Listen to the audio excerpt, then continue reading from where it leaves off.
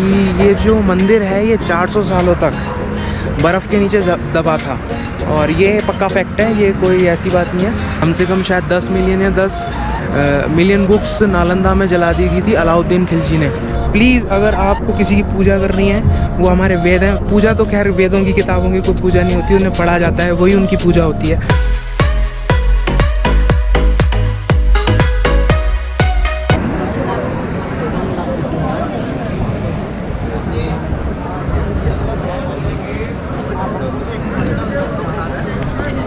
नमस्कार, मेरा नाम सानिध्य है और आप देख रहे हैं हमारा चैनल इनसेन पांडा। तो जैसा कि आपने लास्ट व्लॉग में देखा होगा कि मैंने ये 16 किलोमीटर की ट्रैक पूरी करी। मैं थोड़ा भावुक भी हो गया था। और अभी फ़िलहाल मैं केदारनाथ के दर्शन चल रहे हैं और भीड़ बहुत है, अथाह भीड़ है। इन लोगों को कोरोना नहीं हो रहा, सरकार को तो लग रहा था इन लोगों को कोरोना हो रहा है। तो ये पीछे का व्यू है, पीछे का व्यू बहुत औसम है। और एक बात, अब केदारनाथ के बारे में थोड़ा बहुत मैं आपको बताता हूँ। केदारनाथ की मान्यता ऐसी है, कुछ लोग कहते हैं कि इसको पांडवों ने बनाया है, कुछ लोग ये कहते हैं कि इसे अशोका ने बनाया है, कुछ लोग ये कहते हैं कि इसे शंकराचार्य ने बनाया है। तो बहुत सारी थ्योरीज़ हैं और इन थ्योरीज़ का कोई क्या कहते हैं है नहीं, क्योंकि जैसा कि आपको पता हो कि हमारे जो वेद हैं, जो हमारी बुक्स थी, वो तक्षशिला और नालंदा में जला दी गई थी। कम से कम शायद 10 मिलियन या 10 मिलियन बुक्स नालंदा में जला दी गई थी अलाउद्दीन खिलजी ने। हमारे पास ज़्यादा कुछ प्रूफ नहीं है, तो सुनी सुनाई बातों पे काम चलता है। और कुछ इम्पोर्टेंट और एक और बढ़िया फैक्ट आपको मैं बताता हूँ कि ये जो मंदिर है ये 400 सालों तक बर्फ़ के नीचे दबा था।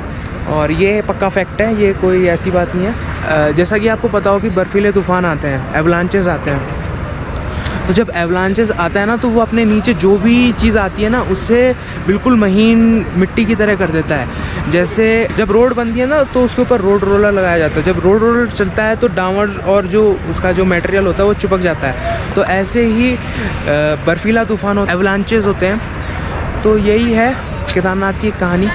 और केदारनाथ इंटरलॉकिंग टेक्निक से बनाया गया है। इंटरलॉकिंग टेक्निक यानी कि एक दूसरे में जो पत्थर जोड़ के बनाए जाते हैं, उस टाइप से बनाया गया है। बहुत ही ज़्यादा, मतलब खुद सोचिए कि आज से 100 साल 1000 साल पहले ऐसी क्या टेक्नोलॉजी बनी होगी। और यहाँ पे इन्हीं पत्थरों को शायद काट कूट के या पत्थर लाए गए होंगे। हमारे जो पूर्वज थे, एंसेस्टर्स थे, वो कितने उस टाइम की टेक्नोलॉजी कितनी आधुनिक होगी, ये सबसे बड़ा क्वेश्चन है। और यही चीज़ है केदारनाथ के बारे में, अभी मुझे यही पता चली। और 2013 के बारे में आपको पता है, फ्लड आई थी, वो इसी साइड से फ्लड आई थी। ये बीच में बड़े बड़े माउंटेन्स दिख रहे होंगे, यहाँ सबसे ये फ्लड आई थी। तो यही है केदारनाथ की कहानी। अब कल मैं फ़िलहाल कैंप लगाने के लिए आया था, बट फॉर्चुनेटली मैं कैंप नहीं लगा पाया क्योंकि काफ़ी लेट हो गया था यार। 7 बजे मैं पहुंचा था, कम से कम 1:30 बजे मैंने चालू किया था। 2 बजे मैं बिल्कुल हार मान गया था भाई। मैंने बिल्कुल ऐसा था कि अब तो मैं जाता हूँ वापस, और कल ट्राई करेंगे, क्योंकि सामान बहुत था यार। 15 to 20 kg आराम से मेरा होगा। जैसे कि जो आपदा आई थी, यानी कि आपको पता होगा 2013 में लैंडस्लाइड हुए थे, बाढ़ आई थी, तो बहुत सारे लोगों की जानें गई थी। उसमें केदारनाथ भी एक ऐसा धाम था जिसमें काफ़ी लोग आघात हुए थे। 2013 में यहाँ पे बादल फटा था, यानी कि जो 1 साल में बारिश होनी चाहिए थी वो सिर्फ 2 या 2.5-3 दिन में हुई थी। तो देखो पहाड़ों में क्या होता है ना, पहाड़ों में बादल फटना आम बात होती है, कोई नॉर्मल वो नहीं है।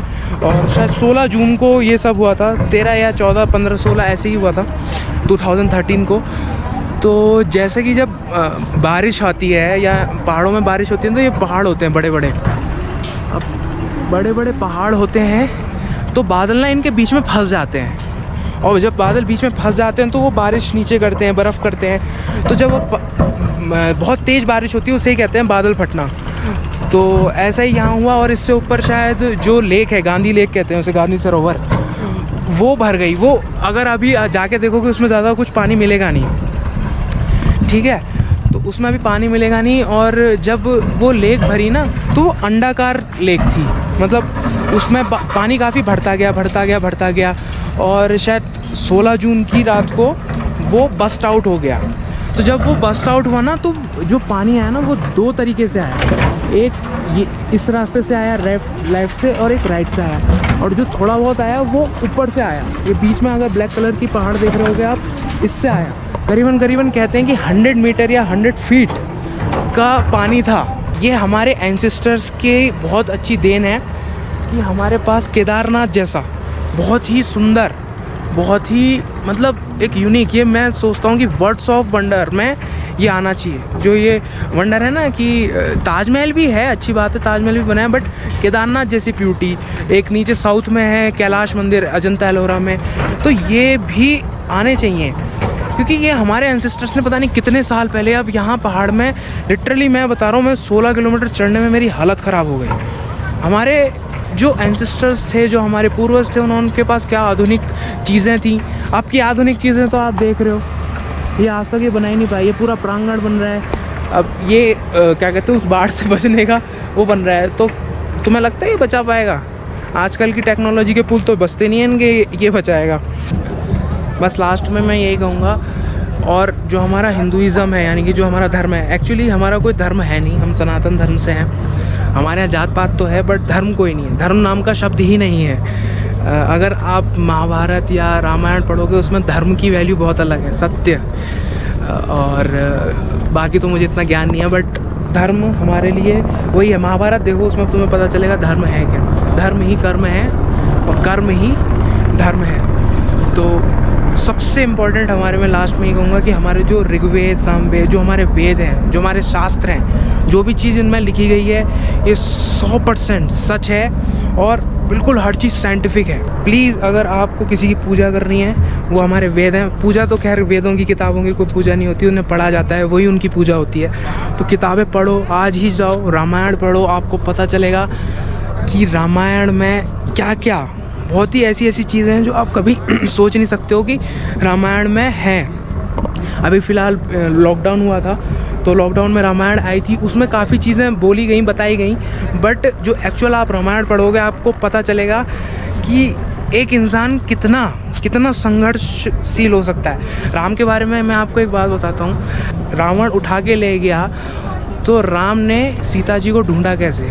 सीता जी को ढूंढा उन्होंने स्पेरिकल वे में, जैसे कॉइल होती है मच्छर मारने वाली, जो स्पेरिकल में होती है वो, ताकि एक एक चिन्ह ना छूटे उस जंगल का, उस जगह का, जहाँ पे सीता माँ का कोई अंश मिल जाए या कुछ मिल जाए। तो राम कितने ही मतलब कहो कि दृढ़ निश्चय वाले, कितने ही शब्द नहीं आ रहे मेरे मुंह पे। खुद सोच लो कि ऐसा कैसा एक व्यक्ति हो सकता है। राम की वैसे कोई वैल्यू नहीं थी, वो तो आजकल अयोध्या का जब से राम मंदिर बनना चालू हुआ तब से लोग राम जी की पूजा करने लगे हैं, वरना राम जैसे इंसानों के कोई नहीं है। अपने अगर आदर्श बनाने हैं तो भगवान राम जैसे बनाओ, रामायण को पढ़ो। और भरत, चलो वो तो भगवान राम थे, लक्ष्मण शेषनाग के अवतार थे, भरत एक बहुत ही लेजेंडरी, मतलब राम जी को अगर सबसे ज़्यादा प्यार किसी से था तो वो भरत से था। भरत जैसा त्याग कोई भाई नहीं कर सकता। और आजकल के टाइम में जब महाभारत भी है, अब खुद सोचो उस टाइम पे हमारे पूर्वजों ने महाभारत लिख दी। अब सच है गलत है वो तो भैया भगवान ही जाने, जो मानते हैं अच्छी बात है, जो नहीं मानते मैं ये नहीं कहूँगा कि हाँ भैया कहानी थी ये थी, मेरे लिए हिसाब से सच है, बाकी तो भैया दुनिया जाने और उनका काम जाने। बस यही कहूँगा लास्ट में कि पढ़ो, हमारे जो वेद हैं और रामायण में और महाभारत है उसे पढ़ो, आपको पता चलेगा व्हाट इज़ एक्चुअल हिंदुइज़्म। ये बाकी बस इतना ही कहूँगा इस वीडियो में। तब तक के लिए मिलते हैं, बाय बाय, टाटा। गालियाँ मत देना, जो चीज़ मैंने बोली हैं थोड़ा उन्हें सोच समझ कर देखना।